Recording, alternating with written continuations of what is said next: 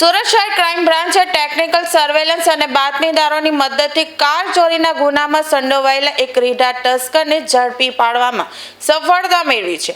આંતરરાજ્ય કાર ચોર ગેંગના સભ્ય મોહમ્મદ ઇમરાન ફેયાઝ ઉદ્દીન ખાનની ધરપકડ કરવામાં આવી છે, જે 2022થી પોલીસ પકડથી દૂર હતો. પોલીસ તપાસમાં બહાર આવ્યું છે કે મોહમ્મદ ઇમરાન અને તેની ગેંગ વિવિધ રાજ્યોમાંથી મોંઘીદાટ કારોની ચોરી કરતા હતા. આ ચોરી કરેલી કારોના એન્જિન અને ચેસિસ નંબરમાં ફેરફાર કરી અથવા બનાવટી દસ્તાવેજોના આધારે તેને અન્ય રાજ્યોમાં વેચી દેવામાં આવતી હતી. આરોપી માત્ર ગુજરાત જ નહીં પરંતુ અન્ય રાજ્યોમાં પણ કાર ચોરીના નેટવર્ક સાથે સંકળાયેલો છે. પકડાયેલા આરોપી વિરુદ્ધ સુરત સહિત અલગ અલગ શહેરોના પોલીસ મથકે કુલ 13 જેટલા કાર ચોરીના ગુનાઓ નોંધાઈ ચૂક્યા છે. વર્ષ 2022માં અનેક ચોરીની ઘટનાઓ બાદ જ્યારે પોલીસ તેની નજીક પહોંચી હતી ત્યારે તે ફરાર થઈ ગયો હતો. ત્યારથી ક્રાઇમ બ્રાન્ચની ટીમ તેની શોધમાં હતી. હાલ આરોપીની ધરપકડ કરી વધુ તપાસ હાથ ધરી છે.